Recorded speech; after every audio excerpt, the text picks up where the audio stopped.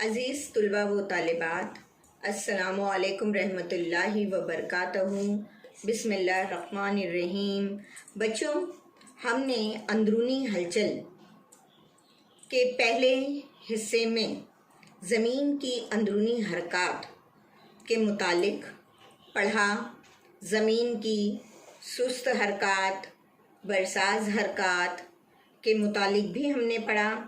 اب ہم آتے ہیں زمین کی تیز حرکات پر۔ اکثر بچوں زمین کے اندرونی حصے میں جو حرکتیں رونما ہوتی ہیں اور یہ جو تیز حرکات ہوتی ہیں، جیسے زمین کے اندرونی حصے میں جب لہریں تیزی کے ساتھ مرکز سے آگے کی طرف چلتی ہیں تو ان کی وجہ سے زلزلے اور آتش فشاں وغیرہ رونما ہوتے ہیں۔ اکثر آتش فشاں پھٹتے ہیں ان تیز حرکات کی وجہ سے، زمین میں زور سے جھٹکے محسوس ہوتے ہیں۔ اسی طرح بچوں، جیسے مثال کے طور پر جب آپ ریلوے پلیٹ فارم پر کھڑے ہوتے ہیں اور آپ کے قریب سے تیز رفتار ٹرین پلیٹ فارم سے گزرتی ہے تو اس کے سبب آپ کو کیا محسوس ہوتا ہے؟ اس کی تیز رفتاری کی وجہ سے کیا ہوتا ہے کہ آپ کو بھی ارتعاش یعنی لرزش کا ہلکا سا اندازہ ہوتا ہے اور ایسا لگتا ہے کہ آپ بھی اس ٹرین کے ساتھ ہلنے لگ گئے ہیں۔ تو بچوں، زلزلہ یعنی سطح زمین کے نیچے ہونے والی ہلچل کی وجہ سے قشر ارض پر زبردست تناؤ پیدا ہوتا ہے۔ یہ تناؤ ایک حد سے زیادہ ہو جانے پر توانائی کا اخراج ہوتا ہے اور توانائی کی لہریں پیدا ہوتی ہیں اور اس کی وجہ سے سطح زمین ہلنے لگتی ہے، یعنی زلزلہ آتا ہے۔ زلزلے کی شدت کو ناپنے کے لیے جس اکائی کا استعمال کیا جاتا ہے اسے ریختہ میں اکائی کہتے ہیں، یعنی زلزلہ پیما۔ اسی طرح بچوں، زلزلے کا معاون مرکز سطح زمین کے نیچے ہونے والی ہلچل کی وجہ سے بڑے پیمانے پر تناؤ پیدا ہو جاتا ہے اور وہ ایک جگہ جمع ہو جاتا ہے، اور زلزلے کے وقت زمین کے قشر کے نیچے جس جگہ سے توانائی قوت کا اخراج ہوتا ہے اس جگہ کو زلزلے کا مرکز کہتے ہیں، اور اس مرکز سے سطح زمین کی جانب تمام سمتوں میں توانائی کا اخراج مختلف قسم کی لہروں کی شکل میں ہوتا ہے۔ یہ لہریں سطح زمین پر جہاں سب سے پہلے پہنچتی ہیں، یعنی زلزلے کے مرکز سے سطح زمین پر سب سے قریبی جگہ کو زلزلے کا جھٹکا سب سے زیادہ پہلے پہنچتا ہے اور اس جگہ کو زلزلے کا معاون مرکز کہتے ہیں۔ زلزلے کا معاون مرکز زلزلے کے مرکز کے ٹھیک اوپری حصے پر ہوتا ہے۔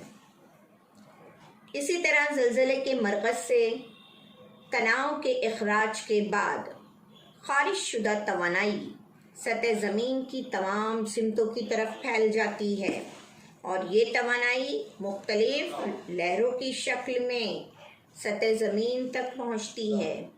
ان لہروں کی ابتدائی، ثانوی اور سطحی 3 قسمیں ہیں۔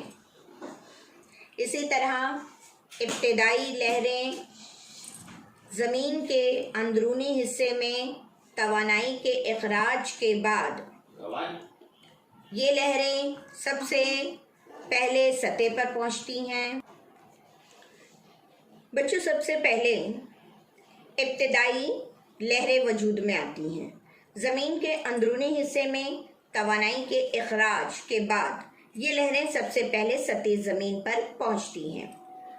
یہ لہریں زلزلے کے مرکز سے زمین کے نصف قطر کی شکل میں سطح زمین کی طرف تمام سمتوں سے تیز رفتاری سے سفر کرتی ہیں اور ان لہروں کے راستے میں آنے والی چٹانوں کے ذرات لہروں کے بہاؤ کی سمت آگے پیچھے ہوتے رہتے ہیں، جس کی وجہ سے انہیں آگے پیچھے ہونے والی لہریں بھی کہا جاتا ہے۔ یہ لہریں ٹھوس، مائع اور گیس ان تینوں کرتی ہیں، لیکن سیال میں سفر کرتے وقت ان لہروں کی سمت میں تبدیلی آتی ہے۔ ابتدائی لہروں کی وجہ سے بچوں سطح زمین پر جو موجودہ عمارتیں ہوتی ہیں وہ ہمیں آگے پیچھے ہلتی ہوئی نظر آتی ہیں۔ نمبر 2، ثانوی لہریں ہیں۔ ابتدائی لہروں کے بعد جن کا نمبر آتا ہے، سطح زمین پر پہنچنے والی لہروں کو ثانوی لہریں کہتے ہیں۔ یہ لہریں زلزلے کے مرکز سے چاروں طرف پھیل جاتی ہیں۔ ان کی رفتار ابتدائی لہروں کی بنسبت کم ہوتی ہے۔ بچوں، ان لہروں کی وجہ سے چٹانوں میں ذرات کی حرکت اوپر اور نیچے کی سمت میں ہوتی ہے۔ یہ لہریں صرف ٹھوس اشیاء سے گزرتی ہیں، لیکن مائع اشیاء میں شامل ہو کر جذب ہو جاتی ہیں۔ ان لہروں کی وجہ سے سطح زمین پر موجودہ عمارتیں اوپر نیچے ہمیں ہلتی ہوئی نظر آتی ہیں۔ یہ لہریں ابتدائی لہروں سے زیادہ تباہ کن ہوتی ہیں۔ اس کے بعد تیسری لہریں سطحی لہریں کہلاتی ہیں۔ ابتدائی اور ثانوی لہروں کے سطح زمین پر پہنچنے کے بعد سطح زمین پر نئی لہریں پیدا ہوتی ہیں۔ یہ لہریں زمین کے اطراف محیط کی جانب پھیلتی ہیں اور یہ لہریں سب سے زیادہ تباہ کن ہوتی ہیں۔ یہ 3 طرح کی لہریں جو ہیں، ان کی وجہ سے زلزلہ رونما ہوتا ہے۔ بچوں، زلزلہ پیما، یہ جو زلزلہ پیما ہے، اس زلزلہ پیما کے ذریعے لہروں کی ترسیم بنائی جاتی ہے اور اس ترسیم کے مطالعے سے زلزلے کی شدت کا پتہ چلتا ہے۔ سادہ زلزلہ پیما، اس سے حاصل ہونے والی ترسیم دکھائی جاتی ہے۔ پھر اب جدید ٹیکنالوجی کے ذریعے جدید زلزلے پیما بھی تیار کیے گئے ہیں، جس کے ذریعے انتہائی باریک لہروں کو بھی زمین کے اندرونی حصے میں ناپا جا سکتا ہے۔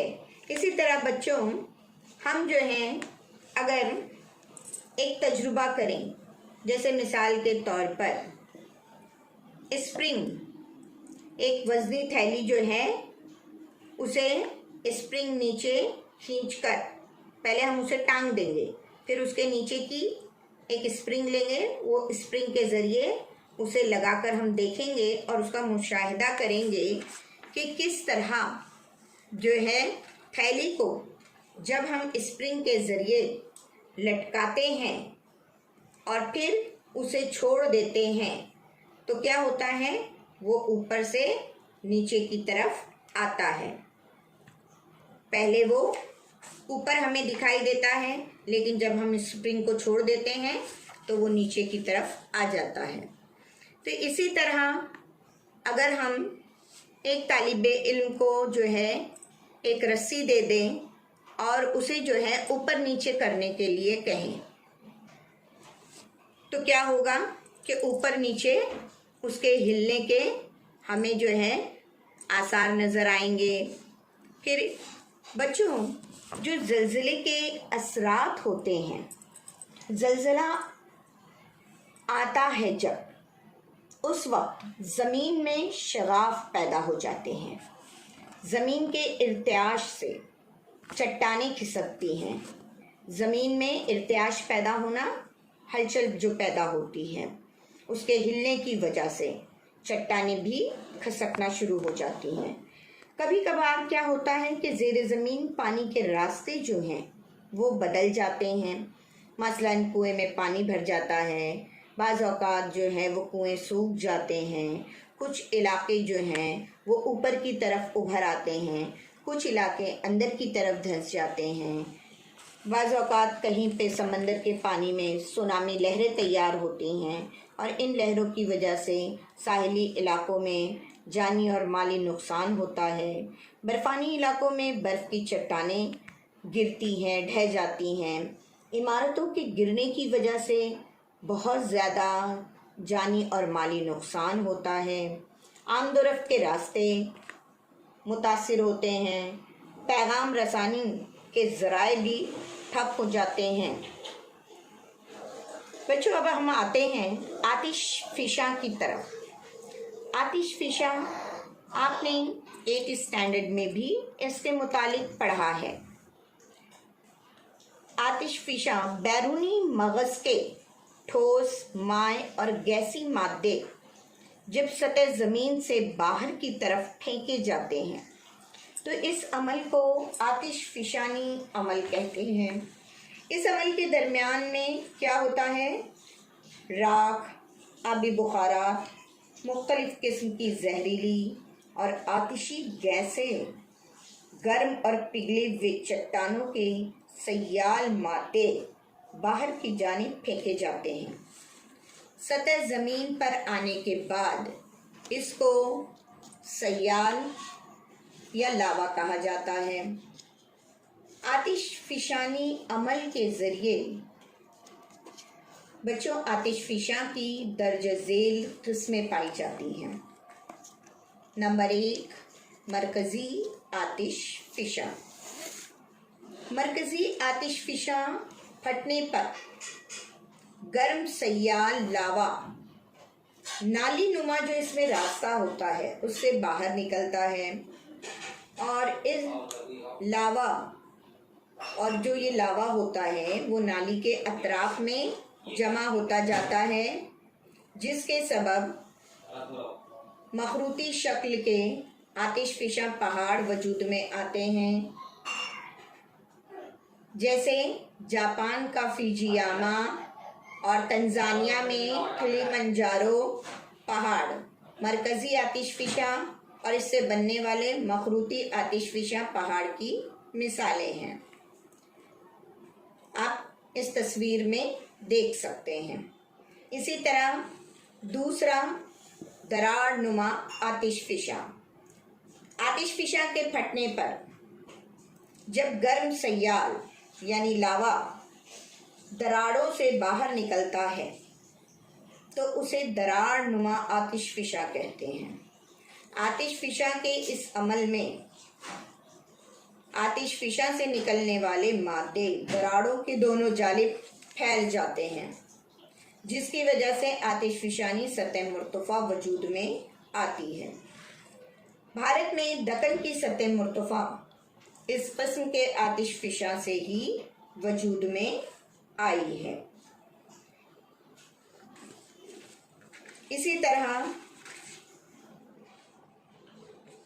बरआज़मी प्लेटों की सरहद, ज़लज़ले के इलाके और आतिश फ़िशा इलाकों में बराह रास्त ताल्लुक़ है।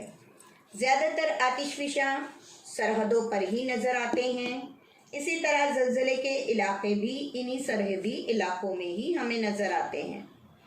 बरआज़मी प्लेटों की सरहद जिन इलाकों में कशरे अर्ज़ के अंदर जाती है उस जगह पर बरआज़मी प्लेट रूब ज़वाल होती है और इन सरहदी बरआज़मी प्लेटों को ज़वाली सरहदें कहते हैं।